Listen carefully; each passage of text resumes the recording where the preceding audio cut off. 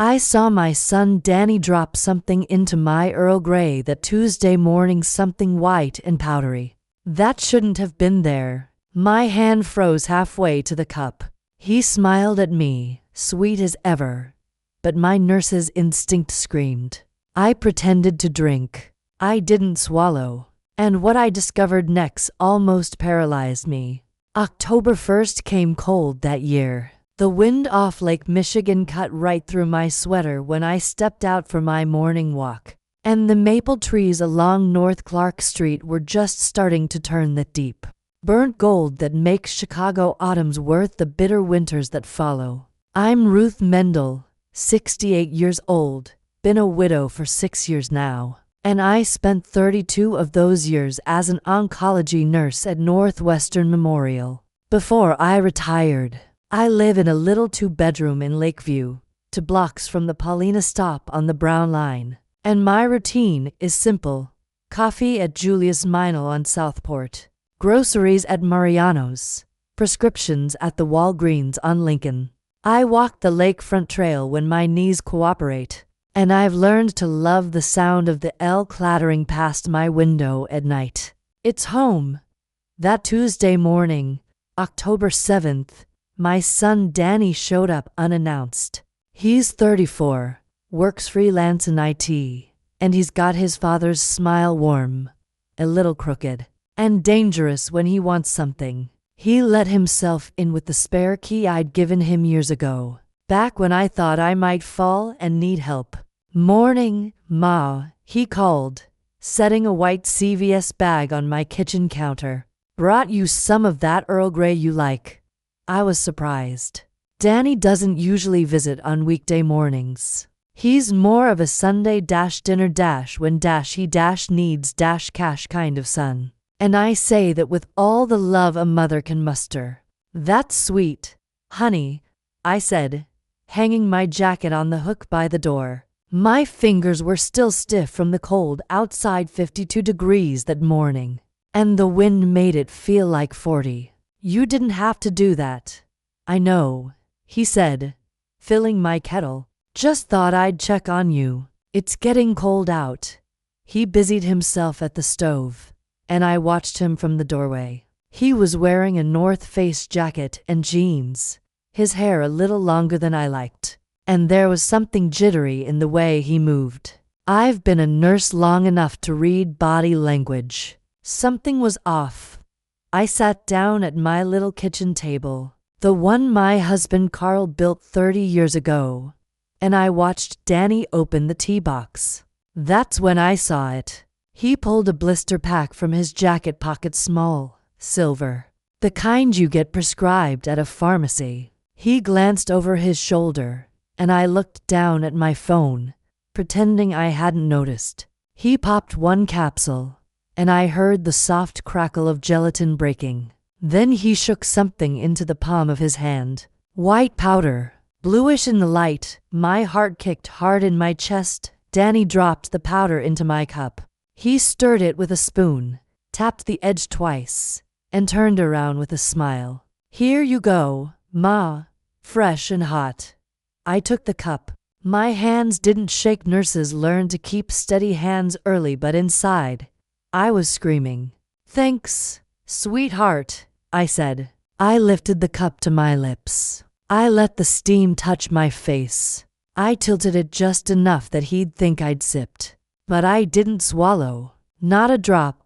Danny sat down across from me. He was watching me. "You look tired," he said. "You sleeping okay?" "Fine," I said. "Just the usual old lady stuff." I set the cup down and stood, turning toward the window. "I need to water the fern," I said, picking up the clay pot on the sill, a Boston fern I'd kept alive for 3 years.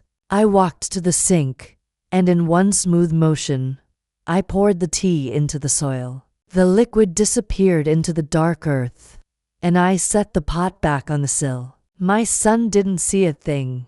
"You sure you're okay?" Danny asked. There was something in his voice. Concern, maybe, or guilt. "I'm fine, honey," I said, turning back to him. Why do you ask? He shrugged. Just, you're getting older. I worry about you being alone. He leaned forward, elbows on the table. Have you thought any more about what I asked? About the financial power of attorney? There it was. We'd had this conversation twice before, once in August, once in late September.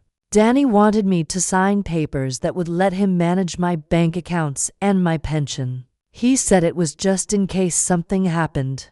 I'd said no both times, but gently. I didn't want to hurt him.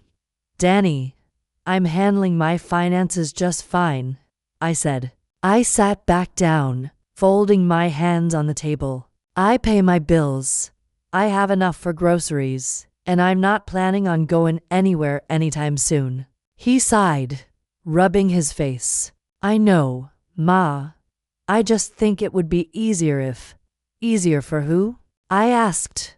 My voice was soft, but I wanted him to hear me.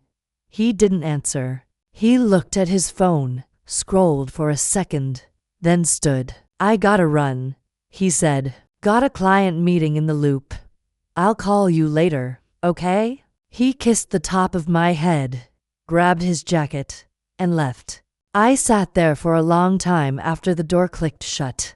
The apartment was quiet except for the hum of the refrigerator and the faint rattle of the brown line pulling into Paulina. I looked at the empty teacup on the table, the faint white residue still visible at the bottom. I'd worked in oncology for over 3 decades.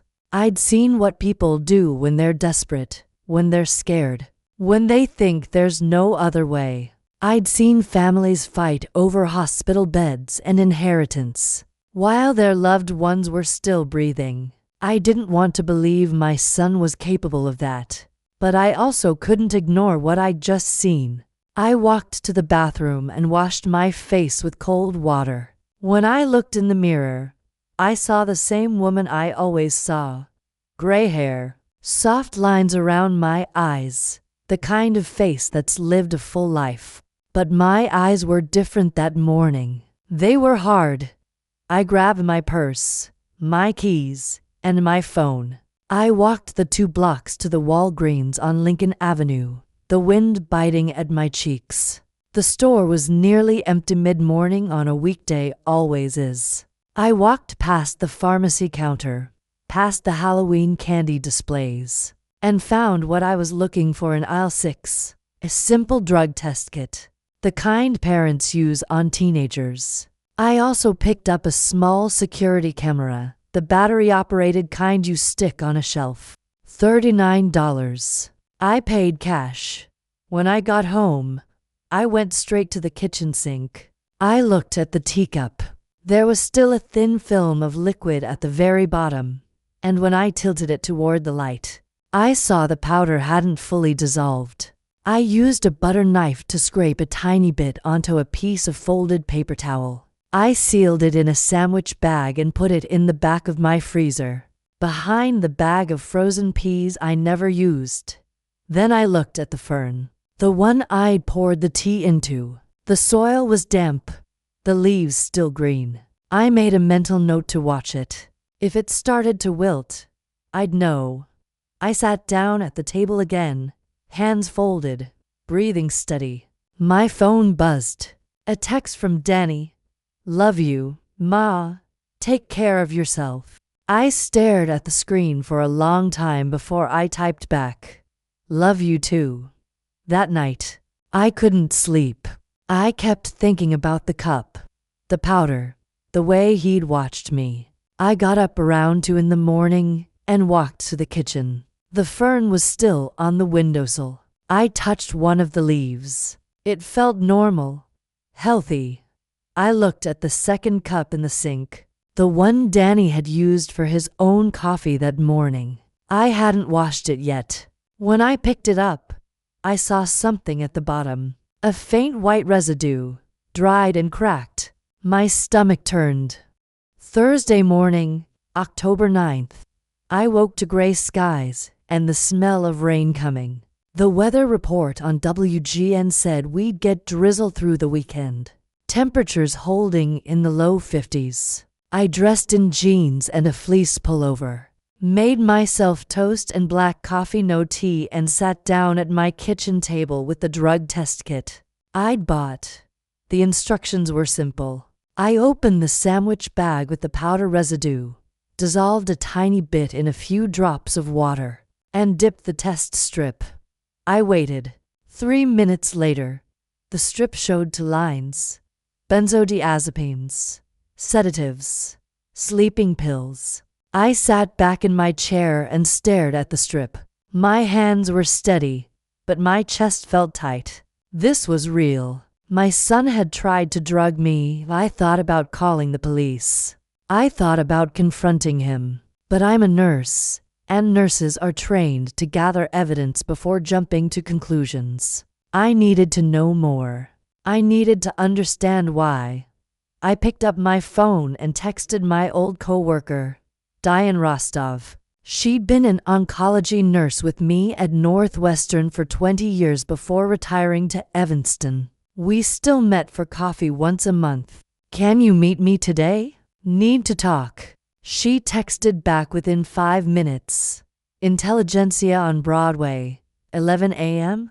I got there early. Intelligentsia is one of those sleek coffee shops with exposed brick and baristas who take their espresso seriously. I ordered a latte and sat by the window, watching the people walk by with their umbrellas and their dogs. Diane arrived right on time, her silver hair pulled back in a bun, wearing a raincoat and a scarf. She hugged me, sat down, and studied my face.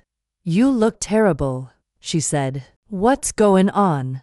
I told her. I kept my voice low, calm, clinical.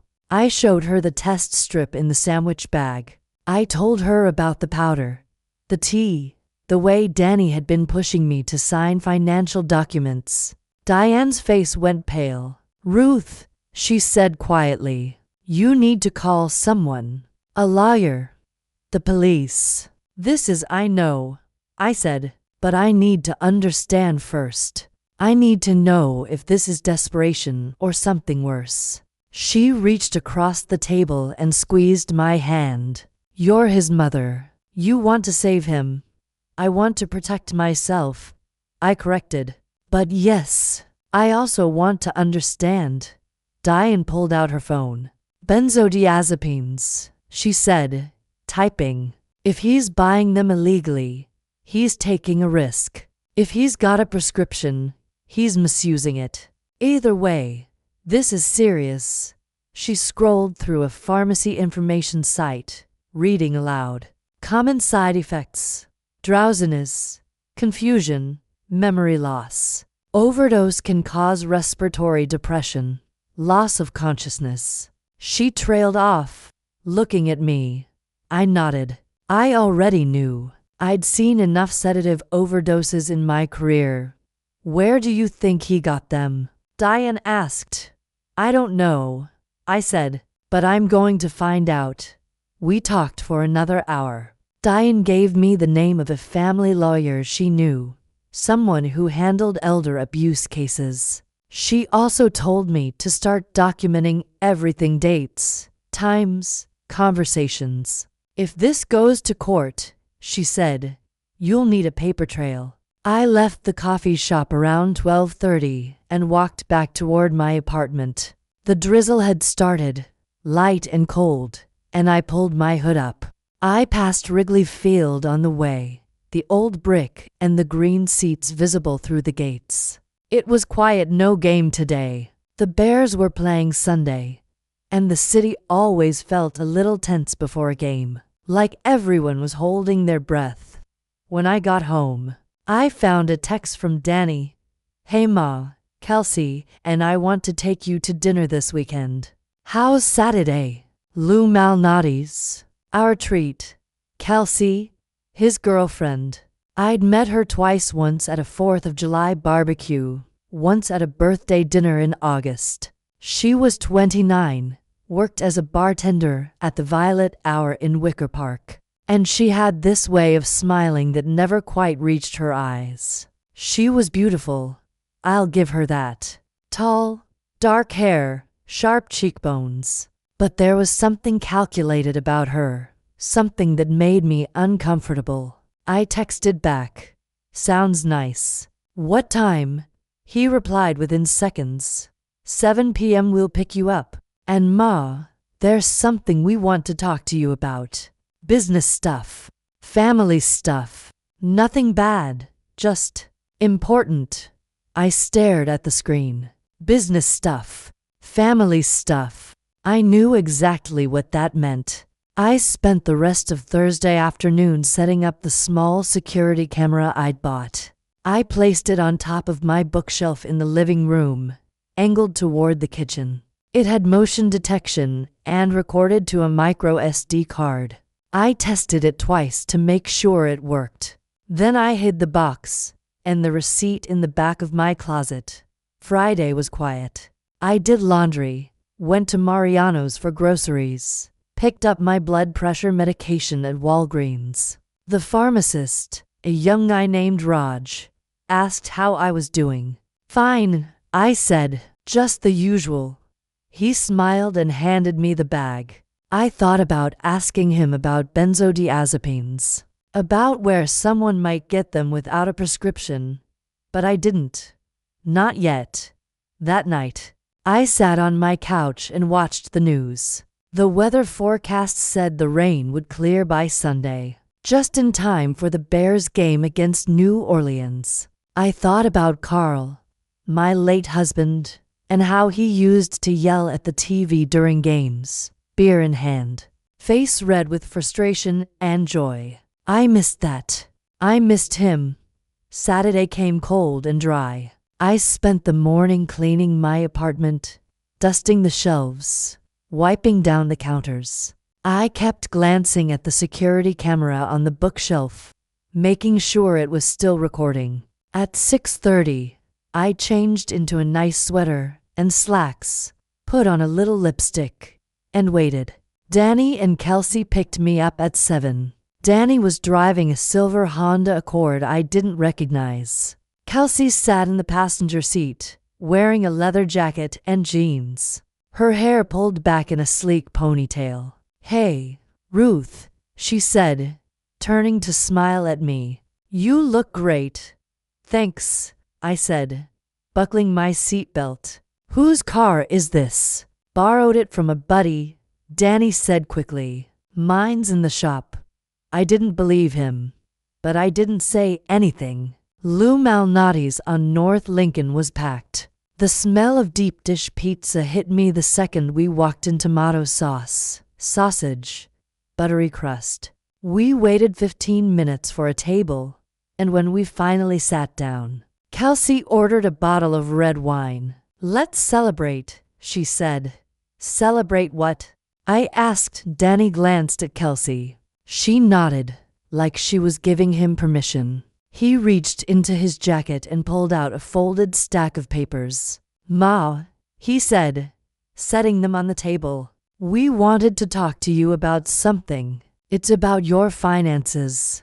I looked down at the papers. The top sheet said "Durable Power of Attorney" in bold letters. Kelsey leaned forward, her elbows on the table, her smile warm and practiced. "Ruth, we care about you," she said. Her voice was soft, the kind of soft that sounds like honey but sticks like glue. "Danny's been really worried. He says you've been forgetting things lately." I stared at her. "I haven't forgotten anything." Danny shifted in his seat. "Ma, you told me last month you couldn't remember if you'd paid your electric bill." I was joking. I said flatly, "I pay my bills on time. Every month. Automatic withdrawal." Kelsey reached across the table and touched my hand. "We're not saying you're incompetent, Ruth. We're just saying it might be easier if Danny had access. You know, in case something happens. In case you get sick or..." She trailed off, letting the implication hang in the air. I pulled my hand back. I looked at the papers. "What exactly does this give you access to?" "Everything," Danny said. "Bank accounts, pension, investments. But only if you need help. Ma, only if I'm incapacitated. I finished. I picked up the papers and scanned the first page. The legal language was dense, but I'd seen documents like this before. Families brought them to the hospital all the time when a loved one was dying. This wasn't a temporary measure. This was permanent control. I'm not signing this, I said. Danny's face fell. Ma, I said no. I folded the papers and handed them back. I appreciate your concern, but I'm fine. I'm managing my own affairs, and I plan to keep doing that. Kelsey's smile didn't waver, but her eyes went cold. Danny just wants to help, she said. He's your son. Don't you trust him? I looked at her for a long moment. I trust myself, I said. The rest of the dinner was tense. We ate our pizza in near silence, the sound of other diners laughing and talking around us. When the check came, Danny paid, and we drove back to my apartment without speaking. When he pulled up to the curb, I opened the door and got out. Thanks for dinner, I said. Ma, wait, Danny started, but I closed the door and walked inside. I didn't sleep that night. I sat on my couch, staring at the security camera, wondering if I'd overreacted. But every time I closed my eyes, I saw the powder falling into my tea. I saw the test strip with its two blue lines. I saw the papers on the table at Lou Malnati's. Sunday morning, October 12th. I woke to pale sunlight streaming through my window. The rain had finally stopped. I made coffee, toast, and scrambled eggs, and I ate at the kitchen table while listening to the radio. The Bears were playing at noon, home game against New Orleans. I could hear my neighbors shouting through the walls as the game started. The roar of the crowd on their TVs at 10 a.m. I walked to the Daily Center downtown. The building is massive, all steel and glass, with a Picasso sculpture out front that looks like a giant insect. I'd called ahead Friday and made an appointment with a community legal aid lawyer named Patricia Owens. She was in her 50s, gray-haired, with kind eyes and a no-nonsense demeanor. I told her everything: the tea, the powder, the test strip, the financial papers. I showed her the documents Danny had tried to get me to sign. She listened without interrupting, taking notes on a yellow legal pad. When I finished, she set down her pen and looked at me. Mrs. Mendel, she said, what your son did is a crime. Drugging someone without their consent is assault. If you want, we can file a police report right now. I don't want him arrested, I said quickly. Not yet. I just want to understand what's going on. She nodded. Then my advice is this: document everything. Dates, times, conversations. Keep that test strip.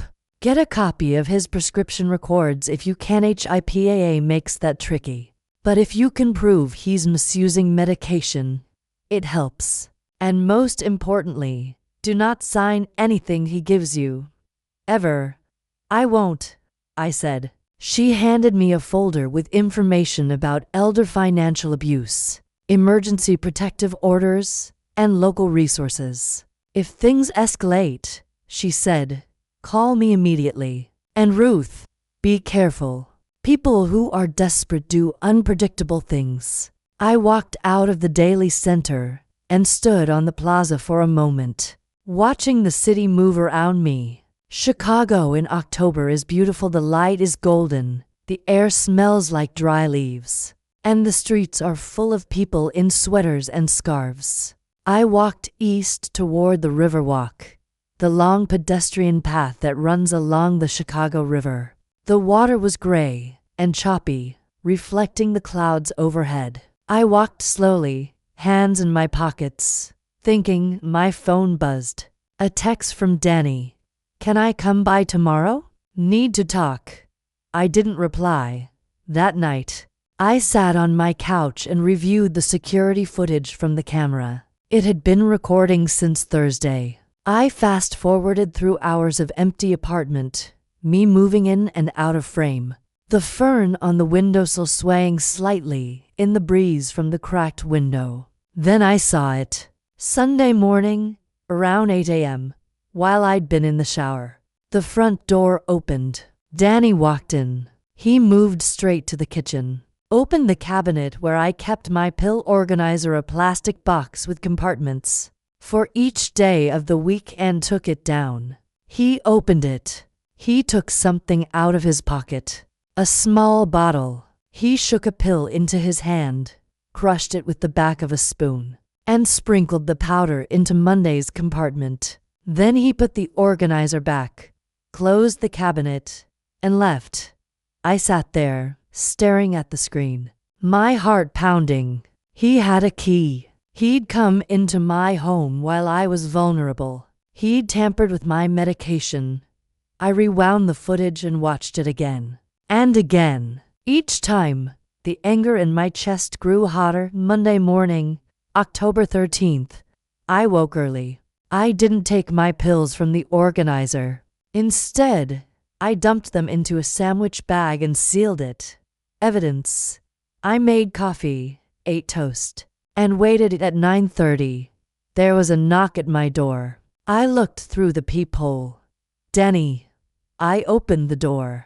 Morning, Ma, he said, smiling. He looked tired, his eyes a little red. Can I come in? Sure, I said, stepping aside.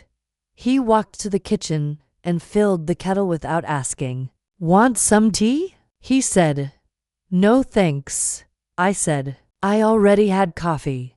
He made himself a cup of Earl Grey and sat down at the table. I sat across from him. We looked at each other for a long moment.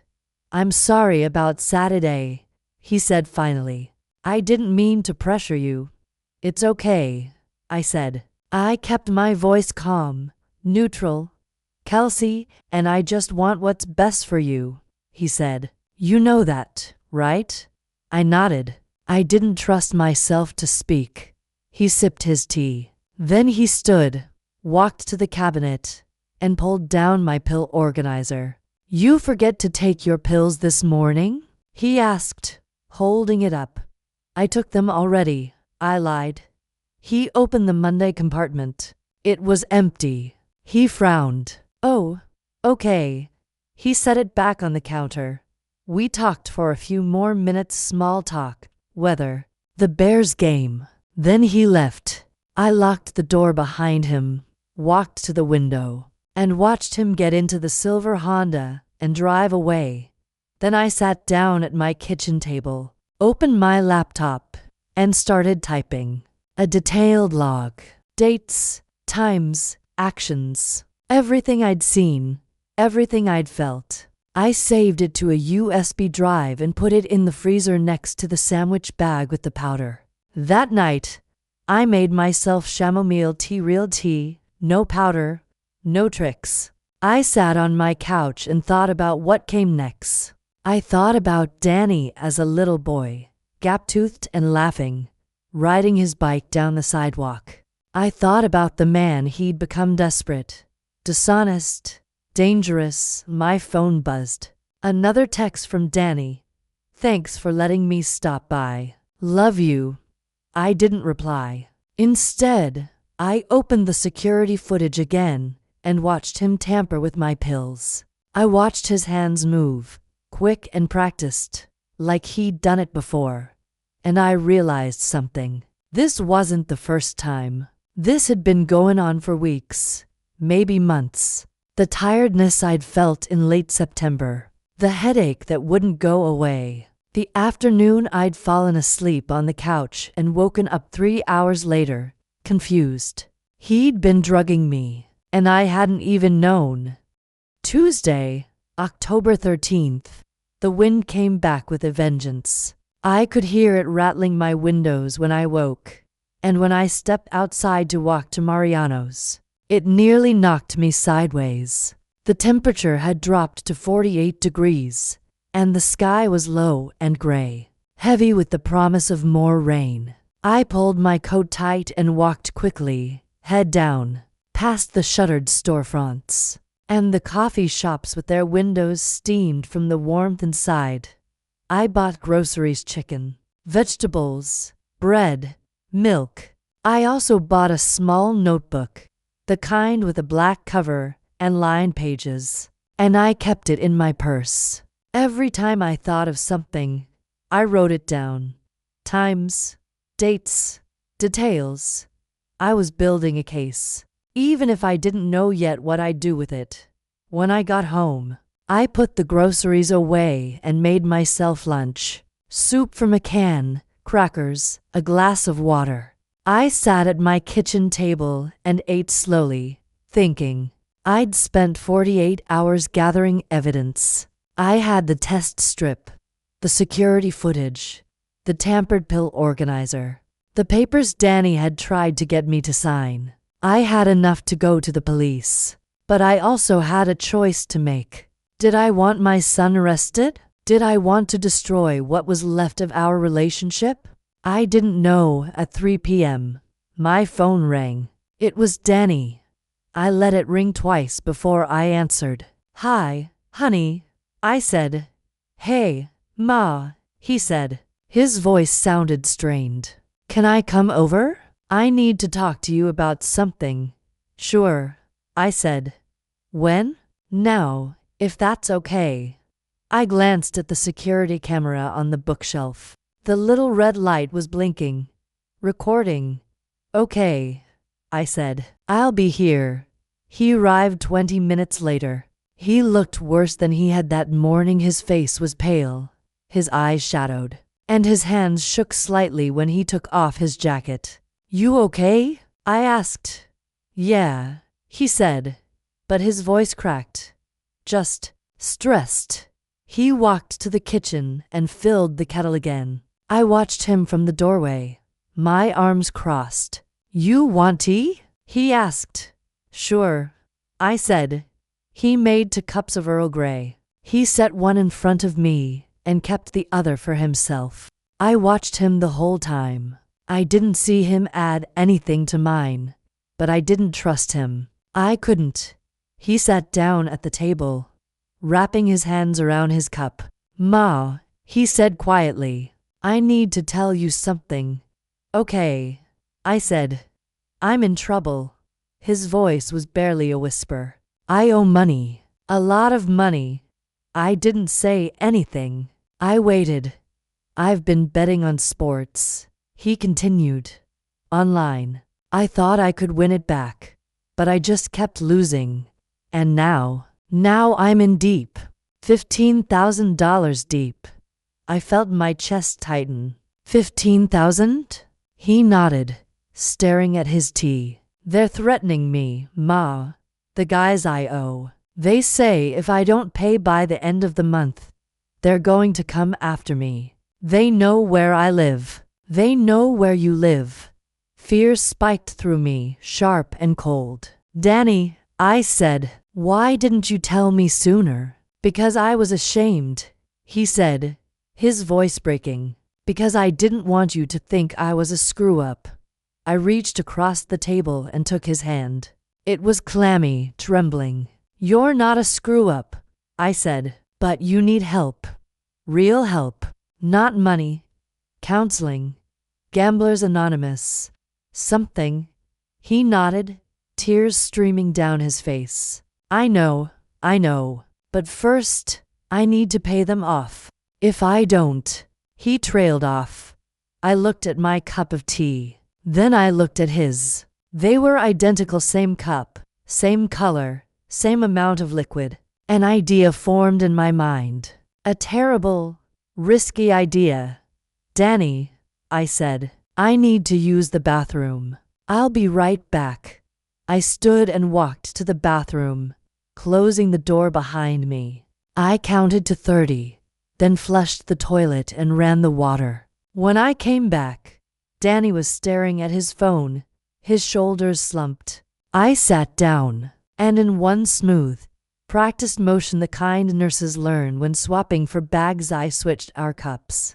Drink your tea, I said gently. It'll help you calm down.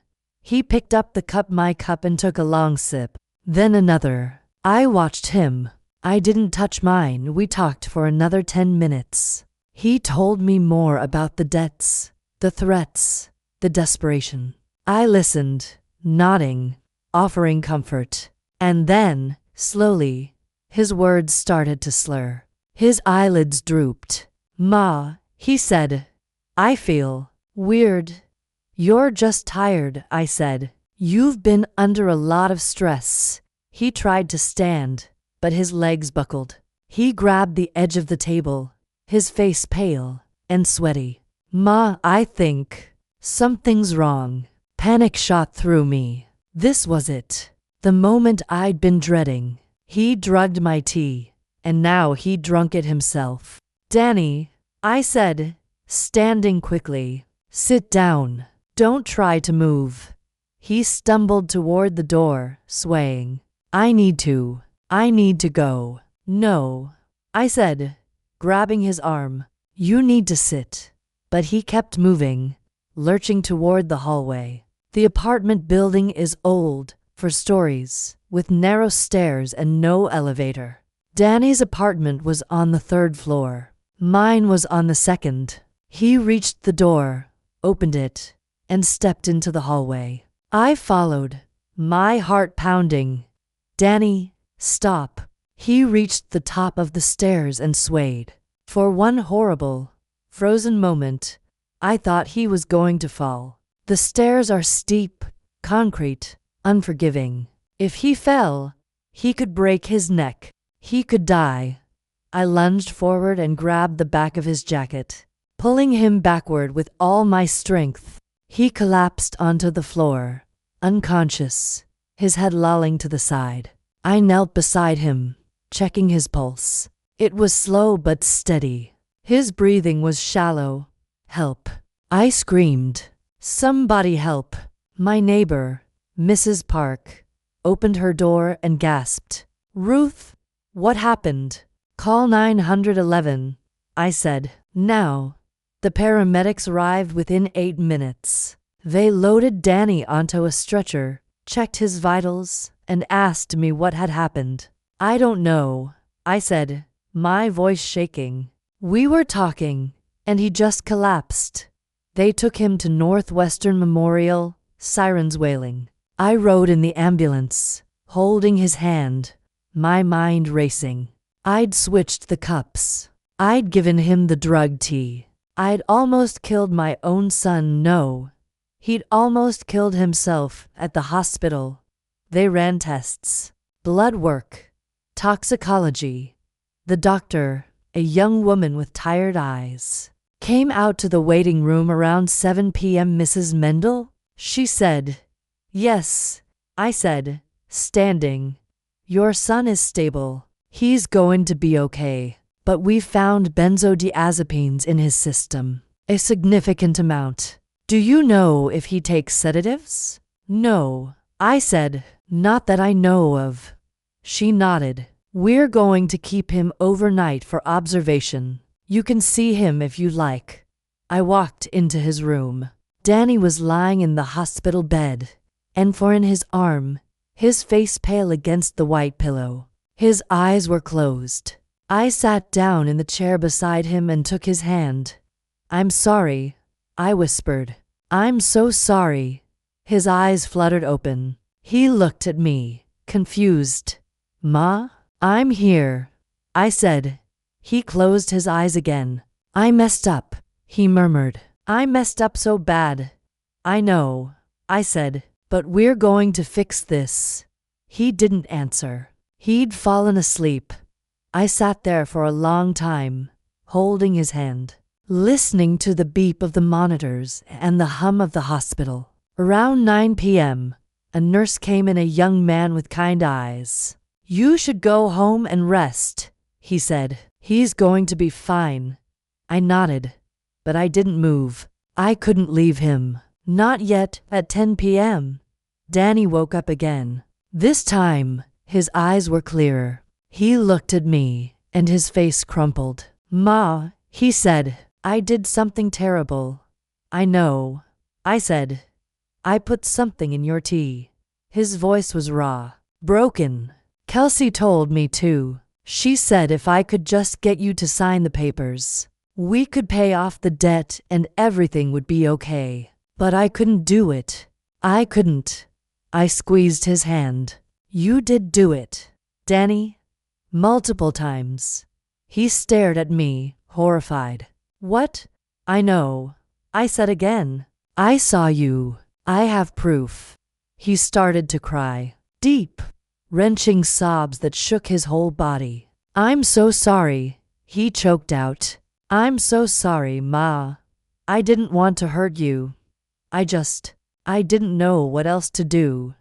I didn't say anything. I just sat there, holding his hand, letting him cry." They released Danny from the hospital Wednesday morning, October 14th. The doctor gave him a prescription for nausea medication and a referral to a counselor who specialized in addiction. I drove him back to his apartment in Wrigleyville, a small studio above a pizza shop on North Sheffield. The smell of deep dish dough drifted up through the floorboards, rich and warm. Danny moved slowly, like an old man, and I helped him up the stairs. "Kelsey's stuff is still here," he said, looking around the cluttered room. Clothes draped over chairs, empty wine bottles on the counter, a stack of bills on the table. "She moved out last night. Said she couldn't deal with this." "Good," I said. He looked at me, surprised. "She was using you, Danny," I said, "and you let her." He sat down on the couch, his head in his hands. "I know." I sat beside him. For a long time, we didn't say anything. Outside, I could hear the sounds of the city cars honking, people shouting, the distant clatter of the L. Chicago in October, alive and loud and unforgiving. "I need to ask you something," I said finally.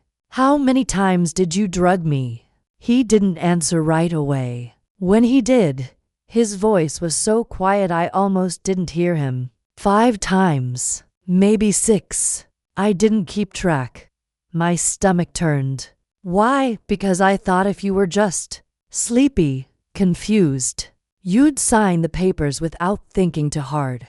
Kelsey said old people do that all the time when they're medicated. She said it wasn't really hurting you. It was hurting me, I said. It was violating me. He nodded, tears streaming down his face again. I know, and I hate myself for it." I took a deep breath. "Here's what's going to happen," I said. "You're going to get help. Real help. You're going to go to Gamblers Anonymous. You're going to see a therapist. And you're going to figure out how to pay off your debts without involving me, Ma." "I can't." "Yes, you can," I said firmly. "You're 34 years old. You're smart. You're capable. You can fix this. But the guys I owe, I'll help," I said. "But not by signing over my life savings. I'll loan you $5,000. That's it. You'll pay me back in installments, and you'll document every payment. If you miss one, the deal is off." He stared at me. "You do that." "I'm your mother," I said. "I love you, but I'm also not stupid. You violated my trust, Danny. You broke something between us, and if we're going to fix it, it has to be on my terms." He nodded slowly. "Okay, and one more thing," I said. "You give me back my key. All of them. You don't come to my apartment unless I invite you. You don't make me tea. You don't touch my medication. My space. My rules. Understood?" "Understood," he whispered. We sat there for another hour, making a plan. He'd call the people he owed and negotiate a payment plan. He'd find a second job to make extra money. He'd go to his first ska meeting on Thursday night. I wrote everything down in my little black notebook, and he signed his name at the bottom of the page. A contract, a promise. When I left, I hugged him at the door. I love you, I said, but I'm done being your safety net. You need to learn to fly on your own. I will, he said. I promise. I walked back to my apartment, the wind biting at my face, the leaves crunching under my feet. The air smelled like rain and roasted pumpkin seeds, and I could see Halloween decorations in the windows, plastic skeletons, orange lights, carved pumpkins with flickering candles inside. The city was getting ready for the holiday, and I felt a strange sense of relief, like something had ended, like something new could begin. That night, I made myself chamomile tea, real tea, safe tea. I sat on my couch and reviewed the security footage one last time. Then I deleted it. I didn't need it anymore. I'd made my choice. I'd chosen mercy over justice, love over anger. But I'd also chosen myself, my safety, my autonomy. Thursday afternoon, I walked to the Riverwalk.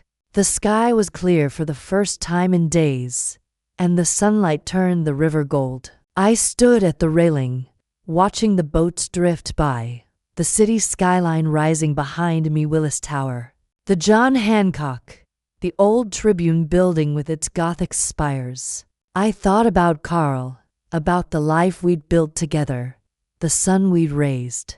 I thought about the woman I'd been and the woman I was now. 68 years old, a widow, a mother, a survivor. My phone buzzed. A text from Danny. First meeting tonight. Wish me luck. I texted back. Good luck. Proud of you. And I meant it. Friday, I went to Julius Meinl for coffee. I sat by the window, watching the people walk by, and I thought about trust, about how fragile it is, how easily it breaks, but also about how it can be rebuilt, slowly, carefully, one day at a time. Saturday, I walked the lakefront trail. The leaves were falling now, red and gold and brown, covering the path in a thick carpet. The lake was gray and choppy, the wind cold and sharp, but I didn't mind. I walked for an hour, my breath misting in front of me, my legs strong and steady. Sunday, Danny called. I went to 2 meetings this week, he said, and I talked to the guys I owe. They're giving me 6 months to pay. That's good, I said. I threw away the pills. All of them. Good, I said again. There was a pause. Then he said, can I take you to dinner next week? Just us. No paperwork. No schemes. Just dinner. I thought about it. Okay, I said, but I'm picking the restaurant. He laughed. It was a small, fragile sound, but it was real. Monday morning, October 20th. I woke to pale sunlight and the sound of birds outside my window. I made coffee, ate toast with jam, and sat at my kitchen table with my notebook. I flipped to a blank page and wrote, my tea, my terms, my life. I underlined it twice. That evening, I walked to the Riverwalk one last time. The sun was setting, painting the sky pink and orange, and the city lights were starting to flicker on. I stood at the railing and looked out over the water, and I felt something I hadn't felt in weeks. Peace. I'd protected myself. I'd saved my son. I'd set boundaries. And I'd done it all without losing myself in the process. The wind picked up, cold and sharp, smelling of the lake and the coming winter. I pulled my coat tight and turned toward home. My apartment, my space, my sanctuary. As I walked, I passed a couple holding hands, an old man walking his dog, a group of teenagers laughing over their phones. Life, moving forward, messy and complicated and beautiful. I thought about Danny, about the work he had ahead of him. I thought about myself, about the strength it had taken to stand my ground. When I got home, I made chamomile tea. I sat on my couch, the cup warm in my hands, and I smiled. It was my tea, made by me. Safe. Mine. My son had slipped a sleeping pill into my drink. I'd pretended to drink it. And what happened next almost paralyzed me, not with fear, but with clarity, with the knowledge that I was stronger than I'd known, that I could protect myself, that I could love someone and still set limits. I took a sip of my tea. It was perfect. Outside, the city hummed and rattled and lived. Inside, I was safe, and that was enough.